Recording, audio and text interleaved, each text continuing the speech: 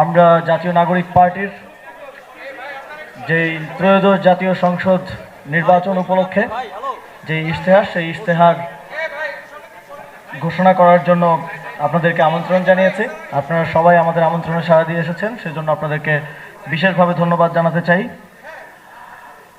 জুলাই গণঅভ্যুত্থানের পর বাংলাদেশে দীর্ঘদিন যেই গণতন্ত্র এবং ভোটাধিকার থেকে বাংলাদেশের জনগণ বঞ্চিত হয়ে আসছিল, সেই ভোটাধিকার ফেরত পাওয়ার গণতান্ত্রিক রূপান্তরের একটা নতুন সুযোগ তৈরি হয়েছে। তার একটি মাহেন্দ্রক্ষণে আমরা দাঁড়িয়ে আছি।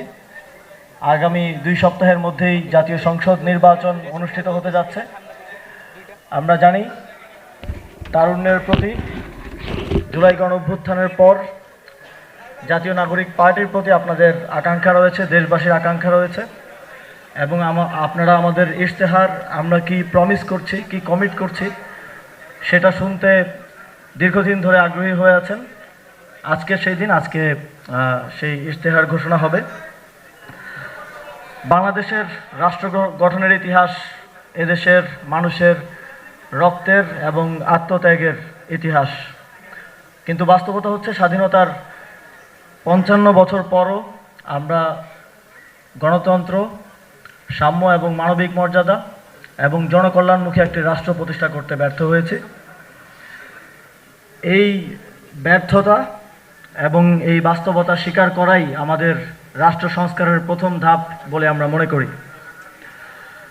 দীর্ঘদিনের দলীয়করণ, ক্ষমতার কেন্দ্রীকরণ ও বিচারহীনতা রাষ্ট্রীয় প্রতিষ্ঠানকে দুর্বল করেছে। এর ফলে নাগরিক অধিকার সংকুচিত হয়েছে এবং শাসন ব্যবস্থায় জবাবদিহিতা ভেঙে পড়েছে, যার পরিণতি ছিল একটি ফ্যাসিবাদী কাঠামোর উত্থান। প্রিয় উপস্থিতি, জুলাই গণঅভ্যুত্থানের পর গণতান্ত্রিক রূপান্তরের ম্যান্ডেট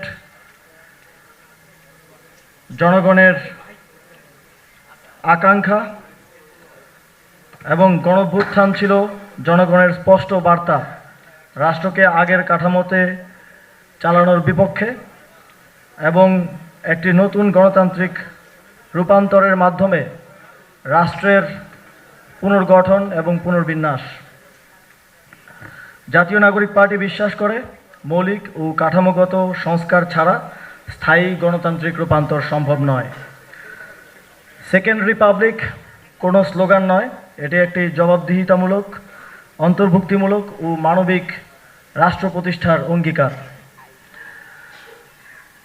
সংগ্রামী উপস্থিতি, আমরা বাংলাদেশের রাজনীতির ইতিহাসে বাংলাদেশের নির্বাচনের ইতিহাসে অনেক ইশতেহার দেখে থাকি।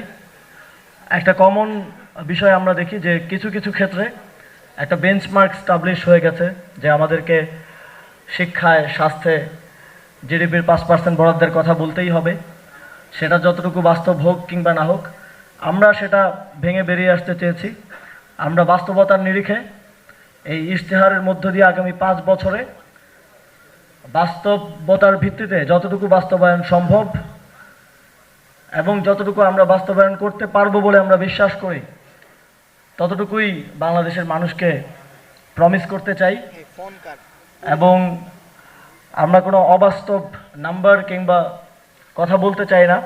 আমাদের ট্যাক্স টু জিডিপি রেশিও 6.5 থেকে 7.5%-এর মধ্যে বর্তমানে আছে। আমরা যদি এখন কমিট করি যে আগামী 5 বছরের মধ্যে আমরা শিক্ষায় এবং স্বাস্থ্যে 5% ইচ করে বাস্তবায়ন করব, তাহলে সেটা অনেকটা অলীক শোনাবে এবং আমরাও বাংলাদেশে চলমান যেই রাজনৈতিক প্র্যাকটিস, কথা দিয়ে কথা না রাখতে পারার যেই ইশতেহার দিয়ে সেটা বাস্তবায়ন না করতে পারার যে প্র্যাকটিস, তার মধ্যে ঢুকে যাব। আমরা সেটা চাই না। এই ইশতেহার জনগণের সঙ্গে দীর্ঘ কথোপকথনের ফল। আপনারা জানেন, জুলাই পদযাত্রা থেকে শুরু করে আমরা দেশের পথে প্রান্তরে গিয়েছি, আমরা মানুষের কথা শুনেছি, মানুষ আমাদেরকে তাদের বক্তব্যগুলো দিয়েছেন, তাদের দাবিগুলো জানিয়েছেন। আমরা সমাজের বিভিন্ন কমিউনিটির সাথে বসেছি, তাদের কথা শুনেছি, বিভিন্ন পেশাজীবী গোষ্ঠীর সাথে বসেছি, শ্রমিকদের নেতৃত্বের সাথে বসেছি। সকলের কথার ভিত্তিতে এই ইশতেহার তৈরি হয়েছে। 12টি অধ্যায়ের 36 দফার অগ্রাধিকার বাস্তবতা বিবেচনায় নিয়ে নির্ধারিত হয়েছে। এনসিপি এবং এনসিপি সাথে যেই 11 দলীয় ঐক্য, সেই ঐক্য ক্ষমতায় গেলে আইন, নীতি ও প্রশাসনিক সংস্কারের মাধ্যমে এই অঙ্গীকার বাস্তবায়নে আমরা দায়িত্বশীল ভূমিকা পালন করব। আপনাদের সকলকে আজকে আবারও উপস্থিত হওয়ার জন্য ধন্যবাদ জানিয়ে আমার বক্তব্য শেষ করছি। আসসালামু আলাইকুম।